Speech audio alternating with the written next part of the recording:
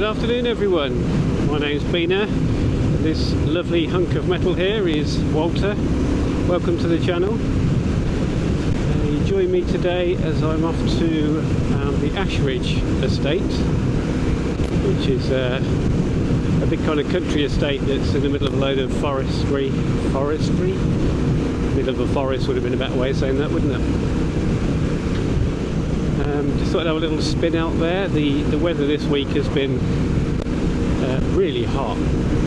Really hot for the UK, that is. I mean, those of you in countries where you get actual proper heat, then you would laugh. But for us it was quite hot, particularly because in typical English fashion, we went from like 16 degrees centigrade up to 30 degrees centigrade in the space of a day, so you never get a chance to acclimatise. So yeah, it was very hot last week, and I didn't really get out on Walter as much because I imagine, like most of the UK, I had quite a few sleepless nights in the heat, so I was too tired to ride, and that's never a good combination to ride when you're tired. So it's cooled down a bit. So yeah, I thought I'd come out for a little potter. Definitely, if you watch my last video, you'll know that my sense of direction is awful. So I'm just faltering slightly here because we're coming up to my first turning, and I don't want to miss it. I think it's here. Okay, let's get off this A road. Hopefully you can hear me okay. It's quite windy. Again, usual UK weather. We've gone from extreme heat and no breeze at all to being extremely windy and overcast, although the sun has come out a bit now. It's been quite gloomy this morning. So I changed my tinted visor to I don't have 6 gears.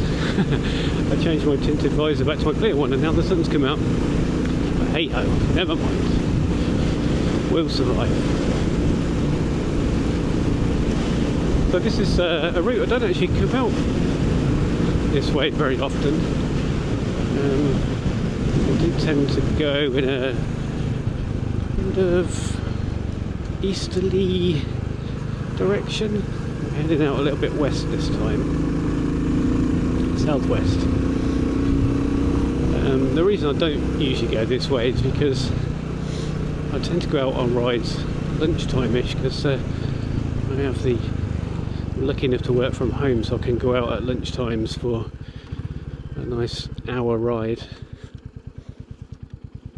And so I want to maximise that and kind of hit the nice road straight away. And heading east tends to do that, whereas if I come this way, the first sort of 5-10 minutes of my journey down the dual carriageway, which isn't Walter's natural habitat, and it's not fun anyway, is it? So yeah, I don't tend to come down here, but I should, because there's some beautiful parts, beautiful areas around here. We have Dunstable Downs, which is very pretty, and Ashridge, where we're heading now, which is very nice. There's a lovely smell of cut grass there.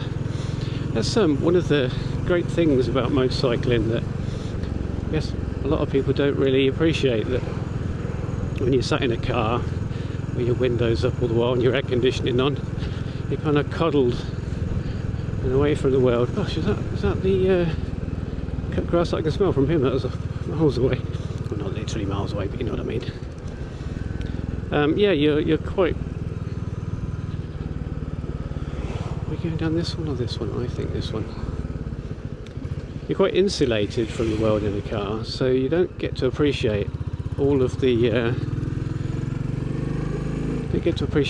smells, and that could be positive and negative, obviously. When you're living in a rural area, you do get to have the wonderful smell of manure when the farmers are muck spreading, and that's not particularly pleasant. Then you do get to smell all the other nice fragrant smells of the countryside. And yeah, when I first started biking, that was why, but it came as a little bit of a surprise for me that you get all these different smells, and it's like, oh, the world actually has another dimension to it. Quite nice. And the other thing I didn't really appreciate as well when I first started riding is the temperature variations. Oh, little bird. That was my first critter that's come out in front of me. Not sure what that was. It looked like maybe a blue tit or something. Yeah, the different variations in temperature. Never really appreciated that. You can ride along and you get pockets of really quite cold air, even on nice days like this, and vice versa. You can go through places and you just get this little bubble of warm air all of a sudden out of nowhere. I guess that's one of the plus points of riding, isn't it? That you almost get to experience the world in its natural state rather than just being hidden in your metal frame. Thank you. Oh, what have we got? Critter counter. Is that a... Oh, that's not a kite for a change. I think that's a buzzard up there. Let's see. It's hovering over there. It is a kite. I have seen a buzzard on the way out this morning. So that's a bit different. I'm a big fan of our feathered friends. Oops, speed camera up here. I'm doing the speed limit, it's okay. Yeah, I'm a big fan of our feathered friends and nature in general. In my first video that I had audio on, I spoke about mental health, looking after your mental health, and how I've had poor mental health in the past. One of the ways that I combat any low moods is to get out in nature and watch the animals, go to nice places, hence Ashridge today, but a bit of a bad week of work this week, so it's nice to get out and get in amongst nature and relax. So, bike-wise, what have we got bike-wise news? I've just ordered the Hitchcock's decap pipe for Walter. As you know, if you follow the channel, I installed the DNA performance air filter kit a week or so ago.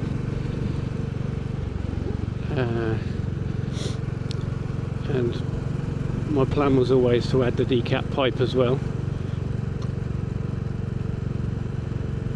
to oh good, we've got signs, that's good, to complete the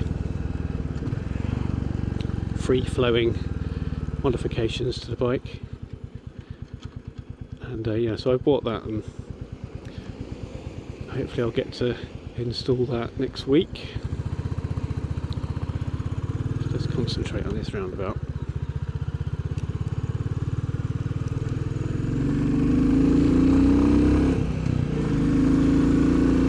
Yes, I'll be interested to see what difference that makes. I mean, the air filter definitely put a little bit of a spring in Walter's step. Just made things all a little bit more responsive. So let's see if the decap pipe also gives it a little bit more pep. And that's it as far as the upgrades go for Walter in terms of performance. I mean, I didn't buy him for speed, and as a performance bike, he is what he is. He's a little plodder, just built for exploring. Oh, there's a bee that just hit my helmet. Poor little thing. So yeah, no need to go any further than that. I mean, I know that people install the cam, the Kent cam, and say that transforms them even more and gives them a bit of mid-range oomph, but honestly I think he's fine the way he is. He's got ample enough performance for what I want him for.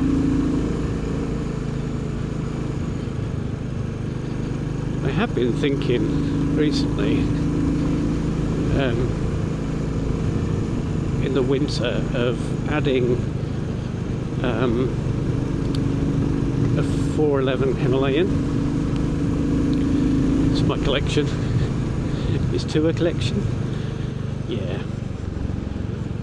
Yeah, just for the winter, as a kind of a winter hack, because I don't really like subjecting my bikes to the rigours of the UK winters and all the salt on the road and all the muck. And to be perfectly honest, I think I've mentioned before, I'm a bit lazy when it comes to cleaning, which is why I went for the black version of Walter. So I figured like a Himalayan might be a good idea. I could just use it and abuse it, just slather it in AC50 at the beginning of the winter season and then just ride it and let it get mucky until spring again. Oh, that kite's very low. So yeah, I'm intrigued. I've always been intrigued with the Himalayan. I quite like, I think I mentioned before that I like retro bikes and I like adventure type bikes, but I've never really been overly keen on the GS's of this world, and I quite like the sort of utilitarian ruggedness of the Himalayan. I don't like the 450, the new one. I think it looks a bit too much, bit too generic, a bit too much like the modern adventure bikes. I guess that's what they went for, but it's not my tastes. But I guess a lot of people will upgrade their 411, so hopefully I can pick up a bit of a bargain. I think we're coming up to Ashridge right now. We're nearly there, actually. So yeah, that's my plan. Let me know in the comments what you think, whether you've got one and you like it, whether you think it's a good idea. I've got a few months yet, I've got a whole summer to get through, so long while to make my decision. Just quickly before we get there, because we're very nearly at Ashridge. Speaking of black and the decap pipe, it's a bit aggravating that the decap pipe is chrome rather than black. They only do it in chrome. Now I know that it's hidden behind the exhaust heat shield, but there's the bracket that it comes with, which you have to replace your existing one, which mine is black, is chrome and would be visible. So today I've gone out and bought some matte black heat resistant spray paint, and I'm going to spray that, and hopefully that will help it blend in a little bit. But I do wish that they would do a black bracket for it. Seems a bit daft. Anyway, we will see. So as you can see, lots of woods around here, lots of forestry, as I said.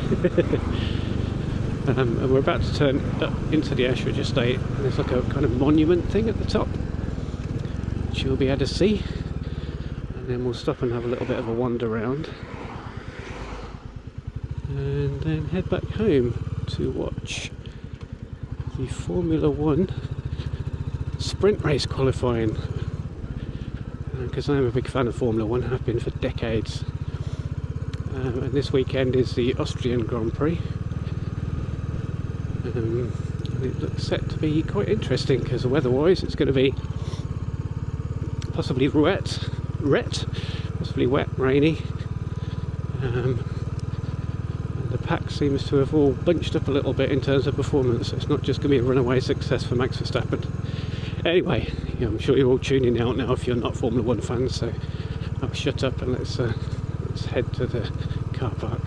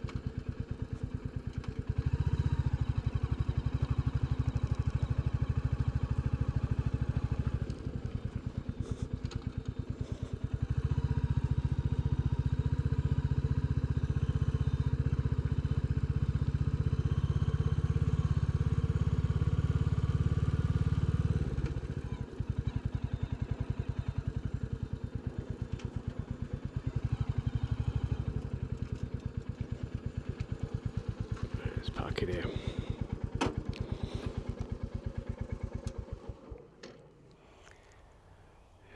Look at this. So this is part of Ashridge Estate. This is why we come out here, to decompress and de-stress, because it's absolutely beautiful. What a lovely day. What a lovely location.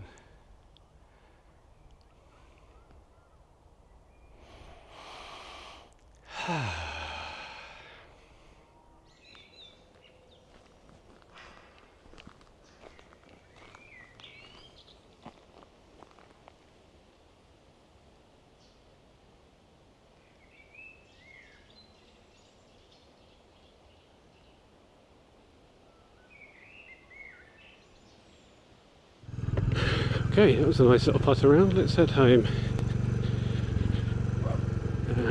Didn't spend too long there because in classic Beena fashion I did bring a hat with me and the sun decided to come out, and I hadn't put any sun cream on, and I am a bald gentleman and so pale as to be almost spectral in appearance. So yeah, I don't fare too well in the sun, even when it's overcast like this actually. So I've made good my escape. But it was a nice little potter for a few 10-15 minutes. Oh, you stay there, fella.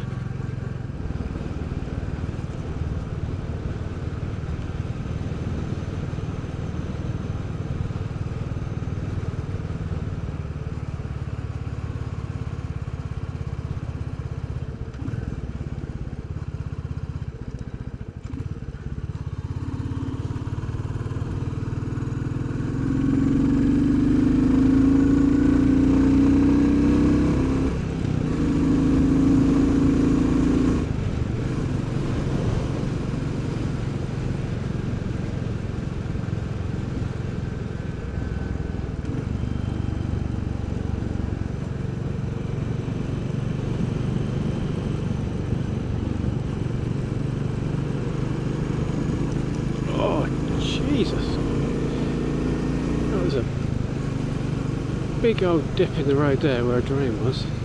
Tried to avoid it, but just caught the edge of it. Good job I don't want any children, isn't it?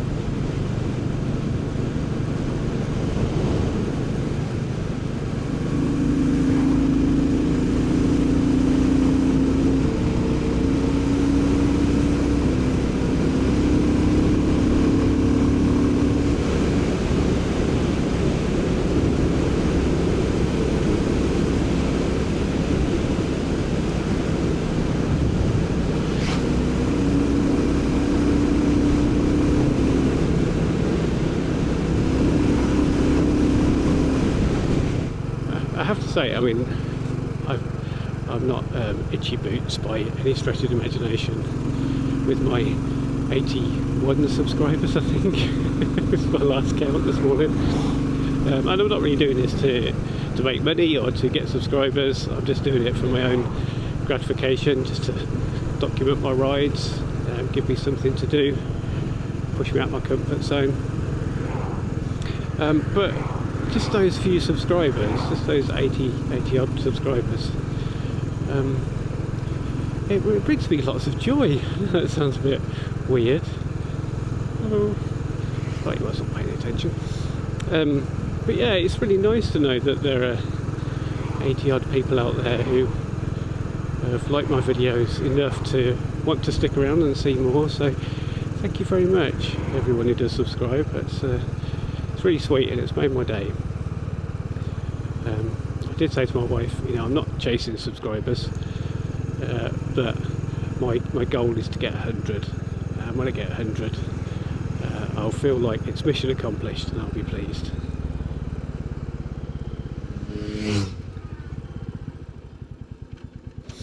So I'm probably going to end this here because I've waffled on for long enough and we're coming up to Dunstable now, which isn't the most exciting and interesting place in the world to do some vlogging.